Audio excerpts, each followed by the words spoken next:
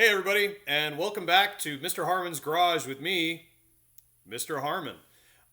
This is week 4 of self isolation, e learning, quarantine palooza, whatever you want to call it. So it's April 20th, 2020.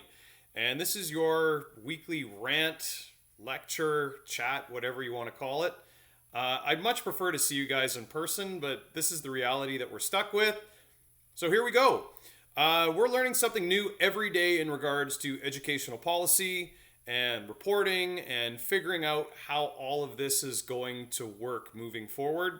We sometimes learn new things every single day, and I had 3 or 4 different Zoom meetings and online chats and lots of phone calls last week. So I'll get everybody up to date just from what I know, and I'll share that with you, and then we'll talk about some other stuff. But we do need to start with a little bit of business in regards to what does evaluation, assessment, and how do I kind of create that criteria for you? What does that look like? So that is going to be soon. I'll give you a little bit of like heads up that we're going to be discussing what you learned prior to spring break. So that's going to be kind of one chunk of knowledge. And then when I'm talking about e-learning and distance learning and these rants and some of the links and videos that I post, that will be another chunk which will be after spring break, and it'll be evaluated differently through a different assessment model. I'm not going to go into specifics because really I don't really know what that looks like right now, but do keep in mind it's coming. So keep watching my videos, keep checking out the links that I send you, because eventually there will be some evaluation, and I'm not really sure what that looks like right now, but we will get there. And you really have to ask yourself, what are you going to do with this knowledge that I'm giving you over the course of the year? Or better yet, with any of the knowledge that you've learned at school. So prior to spring break, people were in the shop. They were working with their hands. They were learning how to actually physically do things in a tactile environment. And now you're in a digital environment. Some students live on 20-acre farms and their uncle has a huge shop. Some people are renting basement suites. I have so many different students that are living in different styles of houses. How can I possibly get you to do metalworking or industrial design at home that's meaningful? So that's something that I'm struggling with, but that also gave me some thought about bigger picture things when it comes to knowledge. A lot of what you learn in school, you will never learn ever or need ever again. So a lot of the stuff that you learn, you might use, and my class included. I'm trying to teach you things that are going to be exciting, interesting, but I do not expect you to become welders or fabricators or work in industry. I expect you to enjoy my class because it's fun, and I try to teach you things that are exciting and interesting and helpful.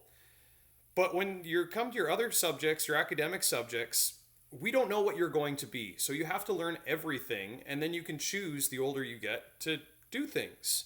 And some of the knowledge that I give you is for 2 reasons. It's obviously for professional reasons, if you're going to go into a trade and you're going to work in industry, or for personal reasons. Myself, I end up blending those together. So yes, I have professional skills that I share with you, but also I have personal skills that I've gained, whether it was at trade school or UBC or any of the universities or even high school.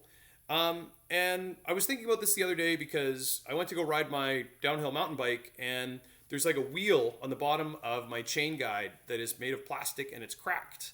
And I thought, oh, okay, I can go online. Well, I don't need to buy a whole new chain guide for my downhill mountain bike because it's just one broken part. So I need to be able to make a new wheel. And I have the skills to do that I learned a long time ago. And I have the tools to do that in my garage at home. So later this week, I'm going to fire up the little metal lathe that I have in my garage. I'm going to machine a hunk of plastic down, and I'm going to save myself some money by using not only the skills that I have, but some of the tools that I have. And talking a little bit about that, you guys will see that I've got a lot of stuff on the walls in my garage all over the place. I have a couple thoughts about that I'll share with you. So I do have a fair amount of tools at home as well as at the shop. But at home, I've got a rule that I if I borrow a tool more than once, I'll go out and buy it myself, because if I have to borrow it more than once, it means I should probably own it. And I don't mind if my friends borrow my tools, but it's kind of collecting tools. And the more you have, the more cool stuff you can build, fix, do. And part of me being a collector, my wife would say hoarder, but part of me being a collector is I like stuff, and stuff that has stories, stuff that's neat. And so you can see some of the stuff on my walls. I collect oil cans. Every time I go on vacation, or if I see a cool old license plate, I'll pick that stuff up. And it means something to me. It's kind of an identity. And I look at those things and they remind me of places and experiences I've had. And it got me thinking more about our educational experience, that, you know, some of the essays that you write, or some of the math tests you do, or some of the drama productions that you've been part of, or art pieces, or even stuff in the shop, stuff that you build, that's like an artifact of your learning. And that's what I'm proud of my students doing, is when they walk out of the shop and say, hey, I've built this, I've created this. It's not about the final product. It's not about my mountain bike's chain guide. I could just go buy that if I had to, but it's about the process of learning how to actually build something that's important. It's not the final result. So moving forward, when we're talking about evaluation and assessment, learning is a journey. And I'm going to try to measure how much you've learned on that journey prior to spring break, and by watching these videos and understanding things in my links after spring break. Also, if you have questions, if you want to connect, shoot me an email. I'd love to chat with you. And I look forward to seeing you guys again soon. Hopefully sooner rather than later, but who knows? All right. Have a good day, everybody.